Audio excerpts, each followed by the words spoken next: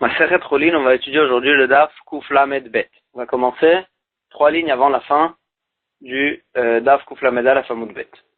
Oula, Ava Yahiv Matanta Lekanta. Oula, donc quand il shritait une Behema, il donnait les Matanot Keuna, qui étaient les Zoa, les Chayaim et Keva, duquel on parle dans notre Perek. Il donnait ça à une Kohenet aussi, à une femme Kohen.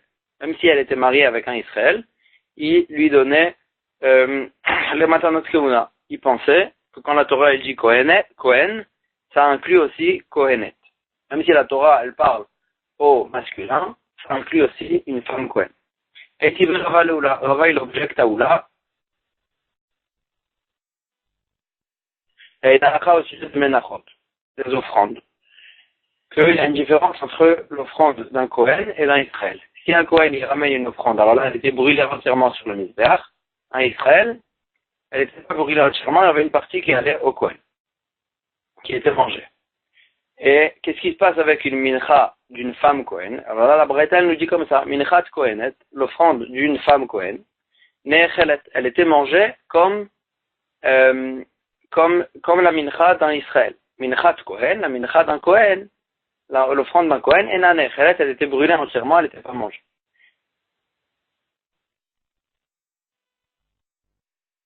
Au masculin, ça inclut aussi une femme Kohen, active pour faire écrit dans le pasuk. Le kol minchat Kohen talil tiye. L'otéachel et toute offrande d'un Kohen, elle sera entièrement brûlée, elle ne sera pas mangée. Et ça devrait inclure aussi une femme Kohen. Donc pourquoi tu me dis que la mincha d'une femme Kohen était mangée? Amarlé, il lui a répondu, Révi, mitounar de ce que tu me ramènes comme question, je te réponds, je te réponds à ta question. Aaron ou Banav, Ktuvin ma parasha. Là-bas, au sujet des Menachot, la raison pour laquelle on exclut la femme Kohen, et on dit qu'elle n'a pas la même halakha que l'homme Kohen, c'est parce que le pasuk qui nous parle de Aaron et ses enfants, et ses fils. Écrit dans le pasuk, venez à Aaron. Les fils de Aaron. Donc si la Torah elle précise les fils, là-bas c'est pour ça que c'est que les hommes Kohen et pas les femmes Kohen, on a exclu les femmes Kohen. Ce qui n'est pas le cas des Matanot Keuna chez nous, que la Torah elle parle pas des Bnei Aaron, des fils de Aaron, elle parle de Kohen. Et Kohen ça inclut aussi une femme Kohen. La Gemara elle ramène une machloket Tanaïm sur cette halakha même. Devait Rabbi Ishmael Tana, dans le Beth Midrash de Rabbi Ishmael, ils enseignaient Kohen velo Kohenet. Il faisait la dracha que même au sujet des Matanot Keuna, quand la Torah elle dit Kohen, ça exclut la femme Kohen. Et pourquoi ils enseignaient comme ça? Il mode Satoum minamefurash. On va apprendre Satoum, ce que la Torah n'a pas explicité la halakha de la femme, c'est-à-dire au sujet des Matanot Keuna. La Torah elle dit Kohen, mais on ne sait pas est-ce que ça inclut ou ça exclut la femme Kohen. Et on va apprendre de Mefurash du cas où la Torah elle a écrit explicitement que la femme Kohen était exclue. C'est quoi le cas? C'est les Menachot, les offrandes, comme ce qu'on vient de voir. Là-bas, la Torah elle a exclu explicitement les femmes, et donc on va apprendre que chez nous aussi, au sujet des Matanot, on va exclure les femmes. Devait Rabbi Eliezer ben Yaakov Tana. Alors, au Beth Midrash de Rabbi Eliezer ben Yaakov, ils enseignaient que non, Kohen va filu Kohenet, que quand la Torah elle dit Kohen au sujet des Matanot Keuna, ça inclusait aussi la femme Kohen, comme ce que Oulai nous avait appris au début, mais d'une autre raison. Il pense que Ave miut achar miut, veil miut achar miut ala lerabot. On a un principe qui nous dit que si la Torah elle nous donne 2 exclusions, ça vient, en fin de compte, on n'avait pas besoin de la deuxième exclusion. La première exclusion nous aurait suffi. Pourquoi la Torah elle a rajouté encore une exclusion? Pour te dire qu'il ne faut pas exclure. Ça vient inclure quelque chose. Et donc ici aussi, il dit que dans le pasuk, il y a écrit 2 exclusions. Il y a écrit une fois Kohen, et ça vient exclure il y a écrit une fois, les Kohanim au masculin. Et il y a écrit une deuxième fois, Venatan la Kohen, il va donner au Kohen au masculin. Et donc ça vient nous dire qu'on a 2 exclusions, et ça vient nous inclure, qu'est-ce que ça vient nous inclure? Ça vient nous inclure la femme Kohen, elle est incluse dans la halakha des Matanot, on peut donner même à la femme Kohen. Donc on avait une maroquette Anaïm à ce sujet. Et la Gemara, elle ramène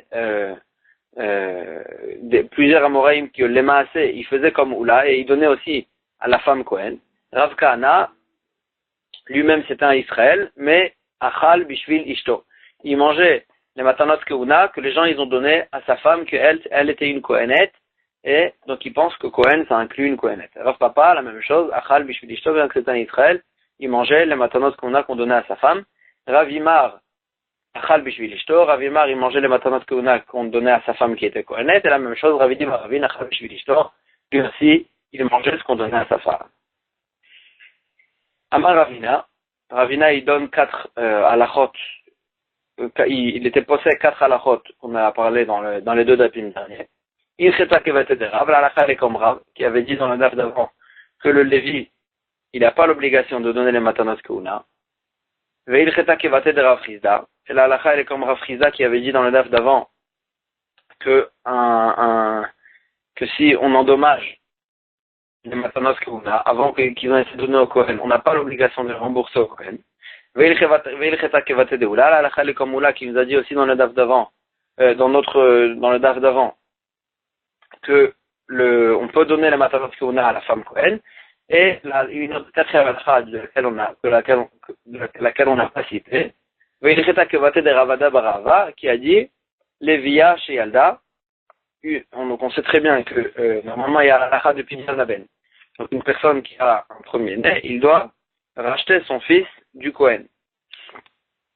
Si le père c'est un Lévi, alors là il n'a pas l'obligation de le racheter du Kohen, parce que c'est qu'un Israël. Maintenant qu'est-ce qui se passe si la mère c'est un Lévi? Alors là Ravad Barava lui dit, Lévi chez Yalda, une femme Lévi qui s'est mariée avec un Israël et qui a eu un premier-né, Bena Patour Michamesh Slaim, son fils aussi il est Patour de 5 Slaim, et il n'a pas besoin de racheter avec 5 Slaim le fils du Kohen, parce que non seulement si le père fait un Lévi, il n'a pas besoin de faire Pidyon Abel, mais même si la mère fait un Lévi, c'est une Lévia, on n'a pas l'obligation de faire Pidyon Abel.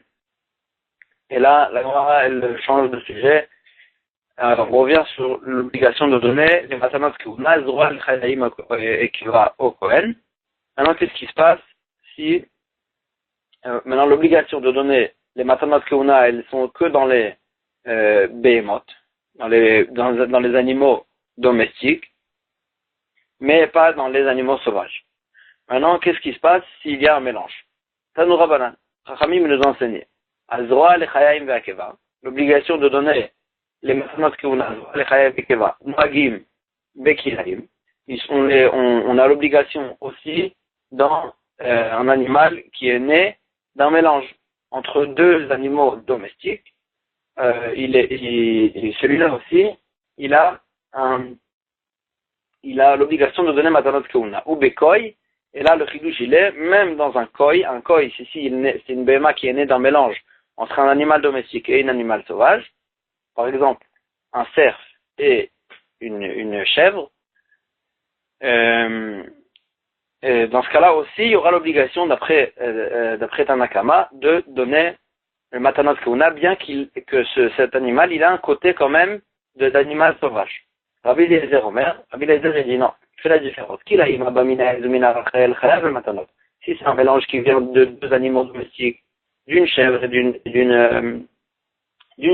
mouton, alors là, il sera obligé de donner un matanot keuna, parce que de toute façon, les 2 côtés, c'est des animaux domestiques.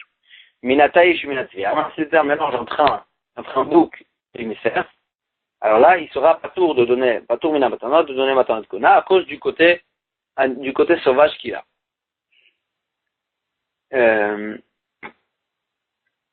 La Gemara, elle avait parlé dans les dapim plus haut, au sujet de mitzvah Kisui Adam, la mitzvah de recouvrir le sang de la shrita, et cette mitzvah elle est que dans les animaux sauvages.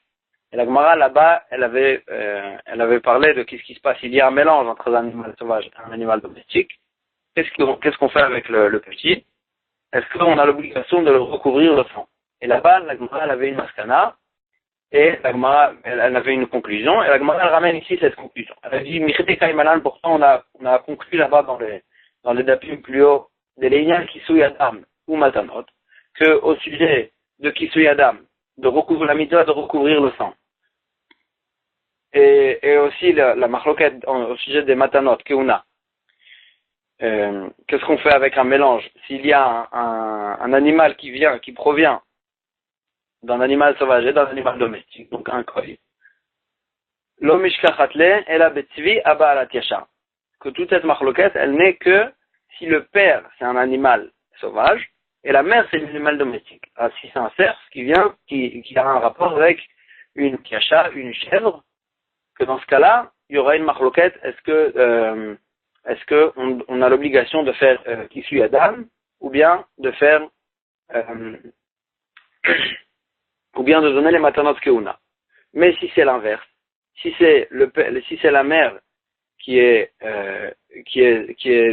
sauvage, si c'est la mère qui est sauvage, alors là, même d'après tout le monde, même Chachamim, ils sont d'accord qu'on n'aura pas l'obligation de donner le matanot keuna.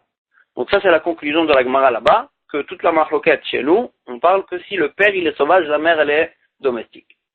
Et là, la Gemara elle continue, elle ramène de la sugad de là-bas, ou ben Rabbi Eliezer, ben Rabbanan, et d'après Rabbi Eliezer, et d'après Chachamim, mais Sabka Léou, ils ont un safek, ils chosheshim les zera'a, parce qu'on craint la partie que le père il a donnée, en chosheshin, ou bien on craint pas la partie que le père il a donnée, puisque le père c'est un sauvage, ils savent pas est-ce que le père il a donné son nom aussi sur le petit ou pas, est-ce qu'il est considéré aussi, est-ce qu'il a une partie considérée de sauvage, ou bien il est entièrement domestique. Les deux, ils savent pas. Maintenant, quelle est la marloquette? Donc, sur ça, ils sont d'accord qu'on ne sait pas est-ce que le père, il a donné son statut au fils. Et toute leur marloquette là-bas, ou baisser, afilu miktatse kamiflege. La marloquette, elle est, est-ce que quand la Torah, elle dit c'est, donc un mouton, est-ce que, même s'il a une partie de mouton, il est inclus dans cette obligation? Donc, dans la Torah elle nous dit les matanot keuna, il faut donner d'un mouton. Est-ce que, quand la Torah elle nous dit un mouton, ça inclut aussi un animal qui a qu'une partie mouton, une partie d'animal domestique? Mar Savar, il pense, c'est, va filumiktate. Quand la Torah elle nous dit un mouton, ça inclut aussi s'il a qu'une partie mouton. Et donc, même si le père, il donne son statut au fils, il a quand même un parti, et donc il aura un parti sauvage, mais il a quand même un parti mouton, et donc ça le rend chayav de matanat keuna. Ça, c'est l'avis de Chachamim. Moi, Savar, mais Rabbi Eliezer, il pense, c'est vafilu miktatse lo amrinan. On ne dit pas que quand la Torah nous dit c'est, ça inclut aussi s'il n'y a qu'une partie de c'est. Et donc, si Béhémet, le père, il donne son statut au petit, alors là, ce petit, il a un côté sauvage et un côté domestique, et la Torah, quand nous dit c'est, il faut qu'il soit entièrement domestique et pas s'il a un côté sauvage. Et donc, c'est pour ça que, d'après Rabbi Eliezer, on n'a pas l'obligation de donner matanot keuna. Donc là, la Gemara, elle a expliqué la marloquette. Maintenant, la Gemara, après qu'elle a bien expliqué, elle pose la question. Bishlama Rabbi Eliezer de Patar. Rabbi Eliezer qui rend pas tout, ce koi en question, que son père, il est sauvage, il rend pas tout de donner matanot keuna, qu'à savoir, c'est le miktate. Lui, il pense qu'on ne dit pas que quand la Torah, elle dit c'est un mouton, ça inclut pas quelqu'un qui a que un côté mouton. Et là, les rabbana, mais d'après Chachamim qui rendent chayav, de donner matanot keuna, c'est vrai que Chachamim, il pense que quand la Torah dit au mouton, ça inclut aussi s'il a qu'un côté mouton, un côté domestique. Mais, donc d'accord, même s'il a un côté domestique, il sera chayav. Mais puisqu'en fait il est moitié-moitié, il a un côté sauvage, un côté domestique. Alors là, on n'avait qu'à faire moitié-moitié des matanot, pas le galishkol.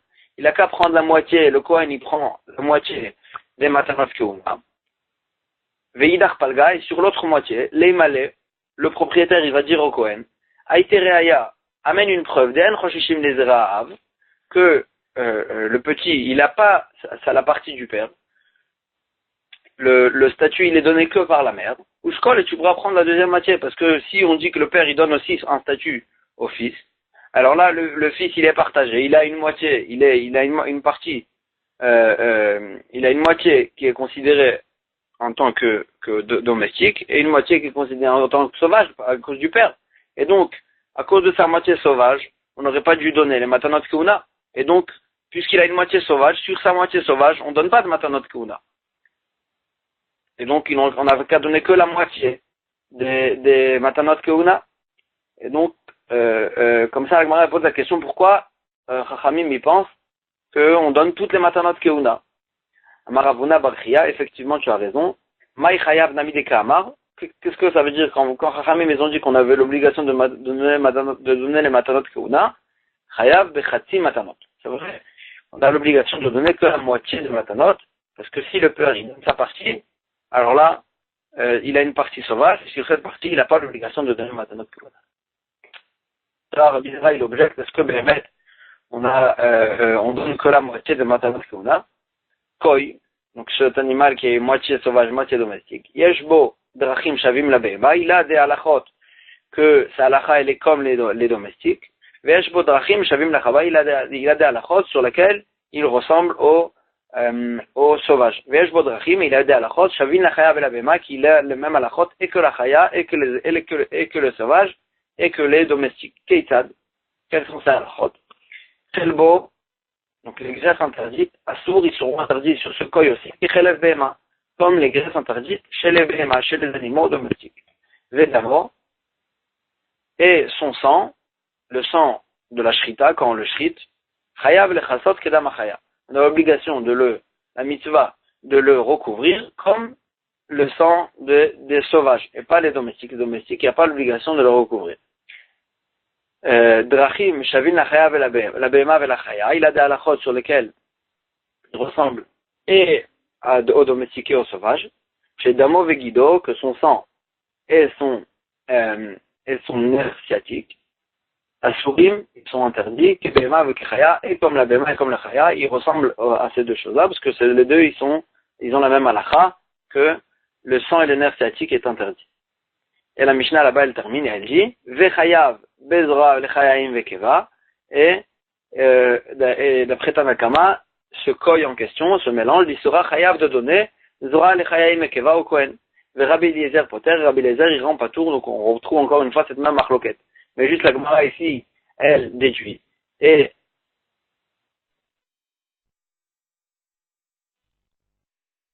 Ravuna Barchia, qu'on a l'obligation de donner sur un koi, on a l'obligation de donner que la moitié des matanot qu'on a.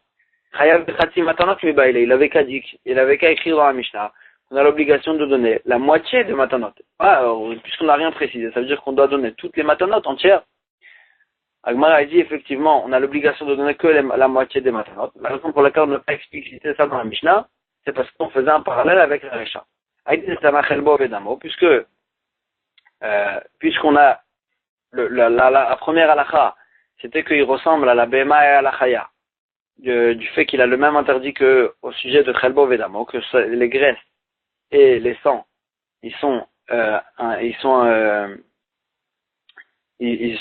un comme la Chaya, un comme la Behema, de l'homme mitnechati chati, parce que là-bas on peut pas dire moitié-moitié. Si on a interdit des graisses interdites, alors là on peut pas interdire que la moitié des graisses.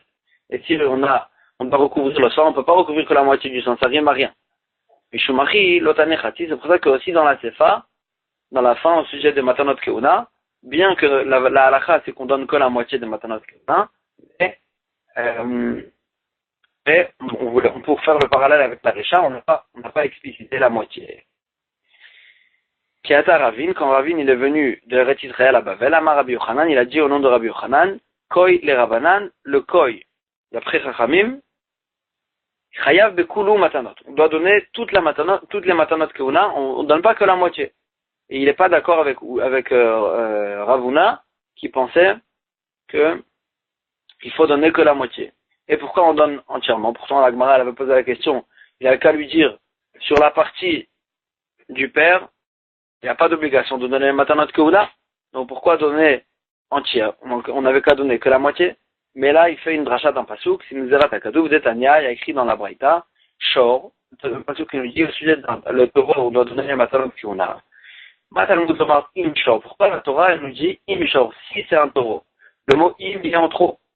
Les rabots et akilaï, ça vient nous inclure s'il y a un mélange entre deux animaux domestiques, alors là, le petit aussi, il sera chayav de matanot keuna. Et le Tana, il continue et dit, c'est matalmud lomar, imse. La Torah, elle nous dit, le mouton, il sera chayav de matanot keuna. Pourquoi la Torah nous dit imse? Le im aussi, il est en trop. Les rabots et akoi, ça vient nous inclure le koi, s'il y a un mélange entre un animal domestique et sauvage. Le petit, il sera chayav de matanot keuna. Et puisque c'est une xérat akatouv, alors on est chayav entièrement des matanot keuna. La Torah nous a inclus le koi aussi sur lequel on sera chayav de donner matanot keuna. C'est ça qu'on n'est pas chayav que la moitié. Rabbi Eliezer, Haïm Lamali. Rabbi Eliezer qui rend pas tour le koy de matanot keuna, qu'est-ce qu'il fait de ce mot im en trop dans le pasuk? Il baïle les chalek, la Gemara a dit, il a besoin de ce im pour séparer le taureau du mouton. On aurait pu croire que pour être chayav de matanot keuna, il faut shriter et un taureau et un mouton. C'est pour ça qu'on a besoin du im pour nous dire où le taureau ou le mouton sera chayav de matanot keuna. Rabbanan les chalek, Rabbanan d'où ils savent séparer et dire c'est où le taureau ou le mouton. Nafkaléou, il va prendre ça du pasuk qui nous dit, mais ces offres à Zévar, de ceux qui font la shrita de ce Zévar, de cette béma shrité. Et Zévar, c'est écrit au singulier. Ça veut dire qu'il n'y a pas besoin de shriter et un taureau et un mouton pour être hayav, parce que ça a été écrit au singulier, même une seule béma peut être hayav de matanot keuna. Rabbi Eliezer, Aïmed Zofre Azevach Ma'avide, qu'est-ce qu'il fait du fait que c'est écrit en singulier? Et ben, elle est Rava, Amar Rava, il a besoin de ces mots-là pour la dracha de Rava, qui a dit Adin Isatabach. Que le principal, la personne chez qui le Kohen il peut aller chercher c'est matanot keuna, c'est chez le shofet, mais pas forcément chez pas forcément chez le propriétaire. Le shochet, il peut pas lui dire c'est aucun rapport avec moi, va voir avec le propriétaire. Mais le shochet, c'est lui qui doit vérifier qu'est-ce qui se passe avec le matanot keuna. Si le Kohen il vient voir le shochet, il peut pas le repousser et lui dire c'est aucun rapport avec moi. Et c'est lui qui doit s'en soucier. Maintenant, la nouvelle Mishnah, elle va nous parler d'un Bechor qui s'est mélangé avec d'autres Behemoth. On sait très bien qu'un Bechor, un premier-né, il doit être donné au Kohen, mais il a le ptour, on n'a pas l'obligation de donner sur lui les matanot keuna. Le droit, les chayim et kepa, on n'a pas besoin de le prélever pour le Kohen. Maintenant, si Bechor shenitarev bemea, un premier-né d'une Behema qui s'est mélangé avec 100 Behemoth, 100 autres Behemoth de Choulin. Et on ne peut plus les reconnaître, on ne peut plus savoir c'est qui le premier-né. Alors là, Bisman, chez Mea Shochatim et Kulam, si ça appartient à 100 personnes différentes, il y a 100 Shochatim, chacun il est Shochet Tabehema, Potrim et Kulam, tout le monde est patour de donner la matanot keuna au Kohen, parce que chaque personne il va dire au Kohen, prouve-moi que la Behema, ma Behema, c'est pas le Bechor, et je vais te donner matanot keuna. Peut-être que ma Behema, celle que j'ai chez moi, c'est le Bechor, et donc j'ai pas l'obligation de te donner le matanot keuna. Et Chad Shochet et Kula, maintenant si ça appartient à une seule personne, que lui il faisait la shrita de toutes ses Behemoth, alors là, puisque dans son troupeau il n'y a que un Bechor, il n'y a pas 100 Bechor, donc on va il y a 99 Behemoth qui sont pas Bechor, sur 99 Behemoth, il devra donner les matanot keuna, il y aura un seul qu'on va lui dire, il sera pas tour de donner dessus le matanot keuna, parce que il y a un Bechor dans son troupeau. À Shochet la Kohen, maintenant d'autres halachot. Celui qui fait la shrita pour un Kohen, c'est-à-dire la Behema qui appartient à un Kohen, et que même on lui fait la shrita, Vela Ovet Kochavim, ou bien quelqu'un qui fait la shrita pour un Goy, Patour mina matanot, on n'a pas l'obligation de donner les matanot keuna. V'amishtatef imehem. Maintenant si un Israël qui fait la shrita, qui est associé avec un Israël, un Israël qui est associé avec un Kohen, que le Kohen lui-même il est patour, ou bien il est associé avec un Goy, que lui aussi il est patour, donc cette Behema elle est patour de donner matanot keuna parce que un des propriétaires c'est un Kohen ou un Goy, et donc la Mishnah elle dit Sarich Shirsham, il faut qu'il fasse un signe dessus pour ne pas que les gens ils pensent qu'il n'a pas donné matanot keuna. Il faut qu'il fasse un signe, comme ça les gens ils comprennent que c'est parce qu'il y a un associé, Kohen ou bien Goy, qu'il ne donne pas matanot keuna. Veim Amar, Chutz mina matanot, maintenant si un Kohen, il vend une Behema à Israël, et il vend sa Behema, il lui dit, Chutz mina matanot, je te vends toute la Behema, sauf le Zroa, le Chayayim Keva. Je le garde pour moi, alors là, il patour mina matanot, et il sera patour de donner la matanot, parce que de toute façon, elles ne sont pas à lui, elles appartiennent au vendeur Kohen. Maintenant, on va ramener encore une halakha qu'on avait vu aussi dans le daf d'avant. Amar, si une personne a dit à un boucher, Bechor li bnemea shel parazou, shel para, vends-moi donc les intestins de cette vache, vayu ben, et il y avait dedans une des matanot, c'est-à-dire l'estomac. Alors là, normalement le vendeur il aurait dû donner l'estomac au Kohen. C'est le vendeur qui aurait dû le donner. Notna la Kohen, l'acheteur il va donner au Kohen, mais il ne pourra même pas lui baisser, lui enlever le prix de l'estomac qu'il a payé au vendeur, parce que quand il a fixé un prix, il savait qu'il y avait dedans l'estomac, et le prix, il comprenait pas l'estomac, et donc il ne peut pas lui baisser le prix à cause de ça. Maintenant, s'il a payé au kilo. Et donc quand il a pesé tous les bnéméaïm, ça comprenait l'estomac, alors là, donc il a payé aussi sur l'estomac. Donc s'il a payé aussi sur l'estomac, alors là, maintenant, la Kohen, c'est vrai, l'acheteur, il devra donner l'estomac au Kohen, mais quand même, Menakelom Inadamim, il pourra lui baisser le prix à cause de ça, lui enlever le prix de l'estomac et lui payer le reste, mais pas sur l'estomac, parce que quand on paye au kilo, on paye sur toute chose qui pèse, et donc il a payé sur l'estomac alors qu'il ne devait pas payer l'estomac, donc il pourra lui baisser le prix. Agmara, elle retourne sur la première halakha qu'on a vu dans la Mishnah, que si il y a Bechor qui s'est mélangé avec dans un troupeau de 100 behemoth, alors là le Bechor il n'est pas tout de donner matanat kona. Maintenant, puisqu'on ne sait pas c'est qui, alors là la Mishnah avait dit que si ces behemoth appartiennent à 100 personnes différentes, chacun il a sa behema, chacun il pourra dire la behema, ma behema c'est le Bechor. Et donc, si c'est le Bechor, je n'ai pas l'obligation de donner la matanat kona, donc tout le monde sera pas tour de donner la matanat kona. Ça, la Gemara, elle pose une question. Ve'amai, pourquoi la halakha, elle est comme ça? Yavo alav Kohen, Mishne Tzedadim. Le Kohen, il va venir chez la personne, il va lui dire, Mima nafshach. Des deux côtés, tu dois me donner quelque chose. Ve'lemane, il va lui dire, Ibechoru, si Bemet, la Bema que tu retiens, c'est elle le Bechor, le premier qu'il y a dans le troupeau. Alors la coulée dit où? Le Bechor, il appartient au Kohen, le premier il appartient au Kohen, donc toute la Bema, elle m'appartient. Veilav Bechor, si Bemet, c'est pas le Bechor.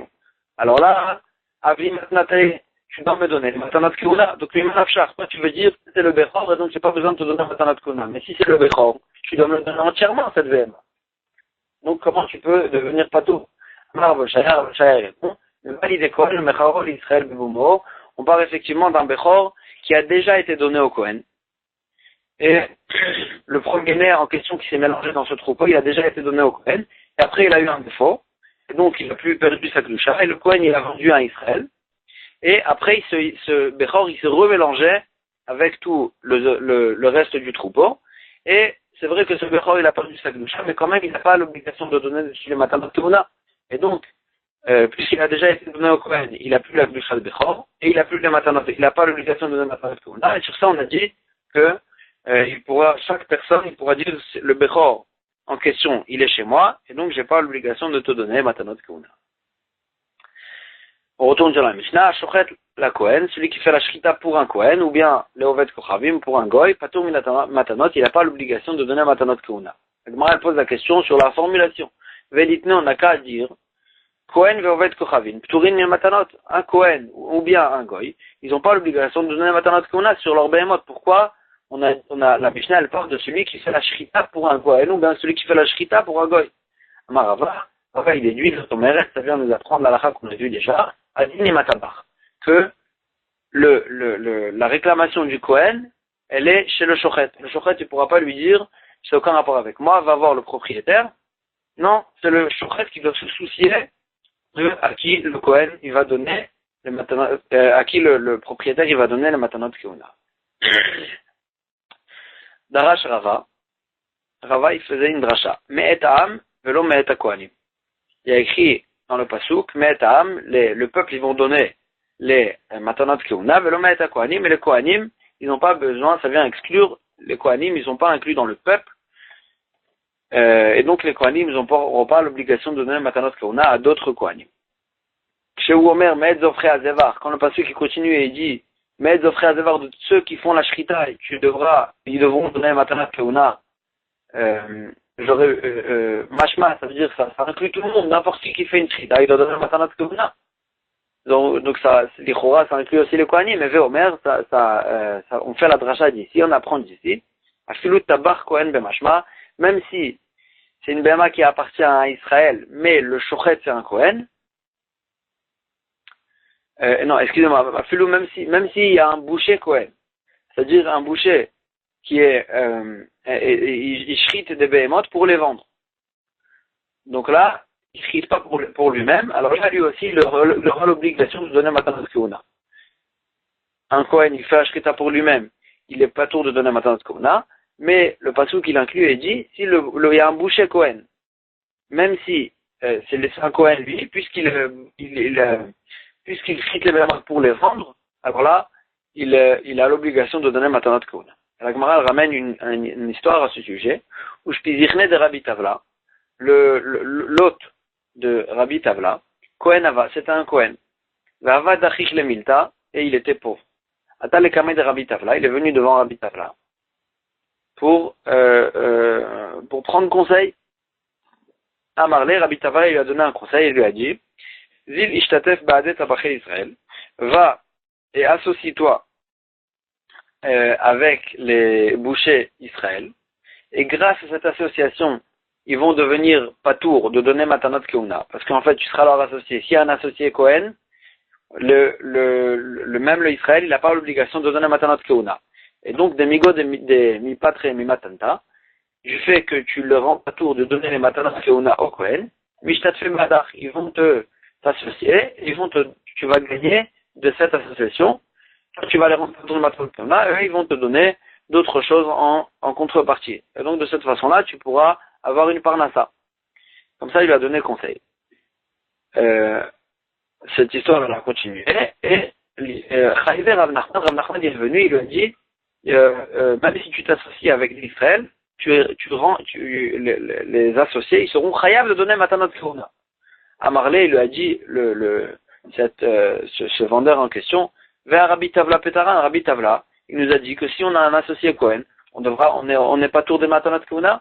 Amarlé, Rav Nachman, il lui a dit, Zil Apek, va et donne les matanat kehuna, comme ce que je t'ai dit, Veilo, et si tu donnes pas les matanat kehuna, ma piknalach, Rabbi Tavla meunach. Je vais te sortir les paroles de Rabbi Tavla de tes oreilles, ça veut dire, je vais te prouver que c'était erroné complètement ce qu'il avait été posé avec Rabbi Tavla. Quand Rav Nachman, il a entendu, quand Rabbi Tavla, il a entendu ce que Rav Nachman, il a été posé, Azal Rabbi Tavla Kamed Rav Nachman, Rabbi Tavla lui-même, il est parti devant Rav Nachman, il va à Marley, il lui a dit, pourquoi tu as été posé ainsi? Pourtant, c'est sûr que s'il y a un Kohen qui est associé avec un Israël, leur BMA est pas tour de matanat kehuna. Amarlé lui a dit, Dechiata Ravacha Bachanina Daroma, quand Rabbi Acha Bachanina il est venu du Darom, Amar Rabbi Yoshua ben Levi, il a dit au nom de Rabbi Yoshua ben Levi, Zikne Darom Amrou, les Chachamim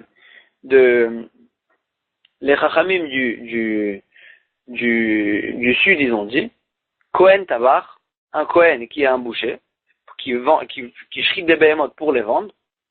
Alors là, c'est vrai qu'il est, Shtaim Veshalosh Shabbatot, les 2-3 premières semaines.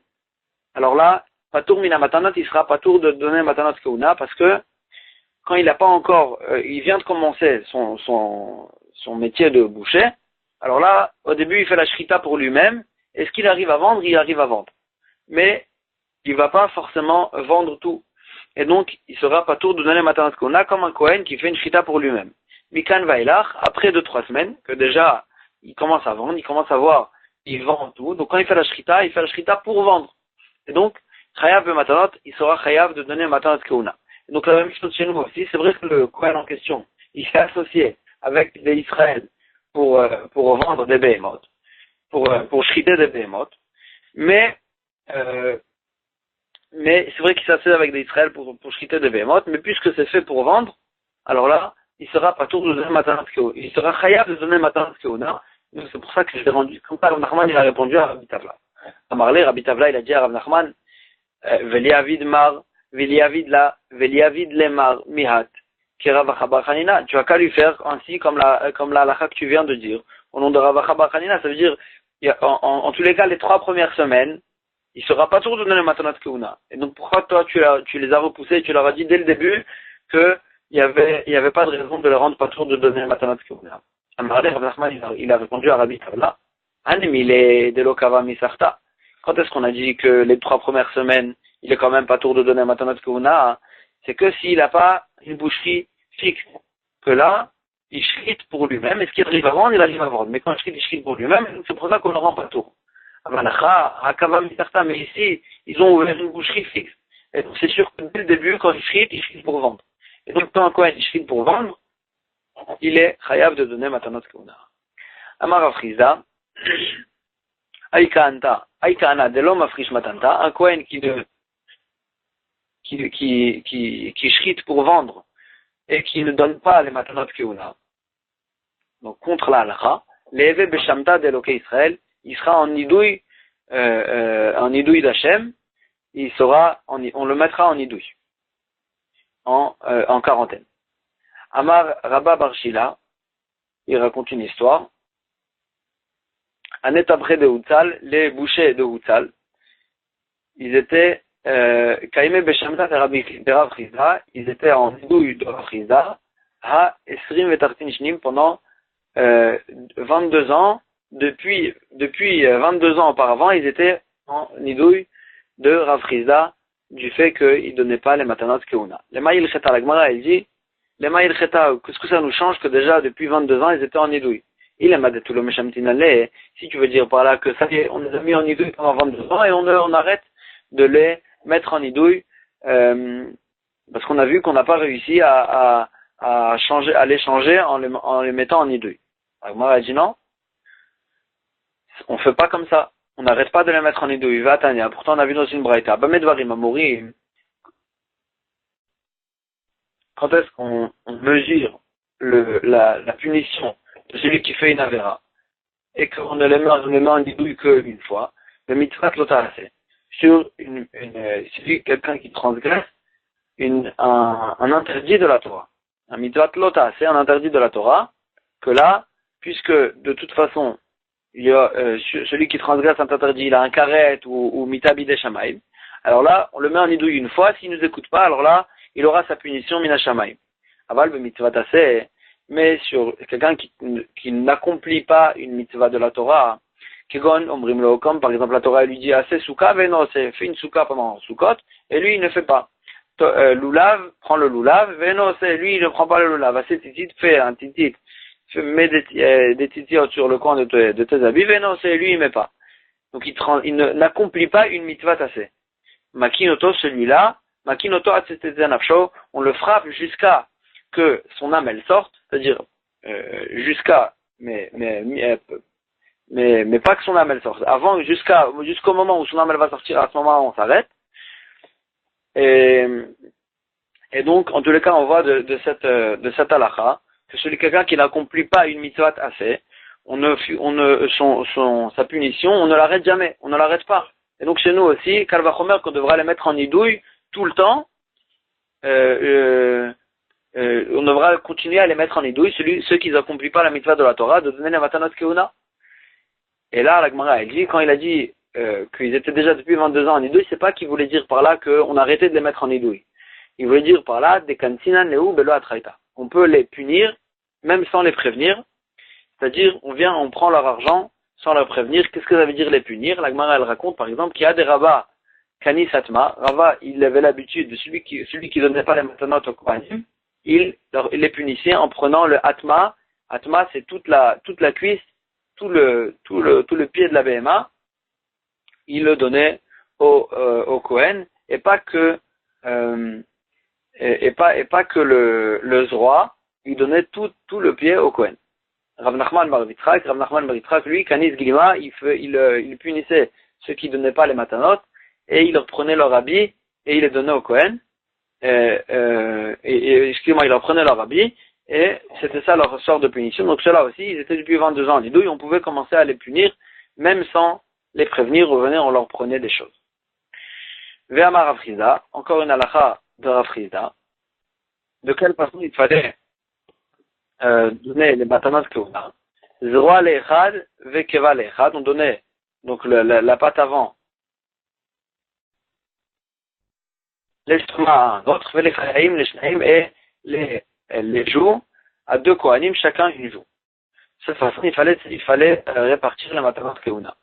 Et la Gemara, elle pose la question, pourtant la halakha pas comme ça, Vakiatar, Yitzhak bar Yosef, Amar, quand il est venu de Eretz Israël, il a dit, Bemar, Abba, en Eretz Israël, Palginan, Leou, Garma, Garma, on séparait chaque matana en deux.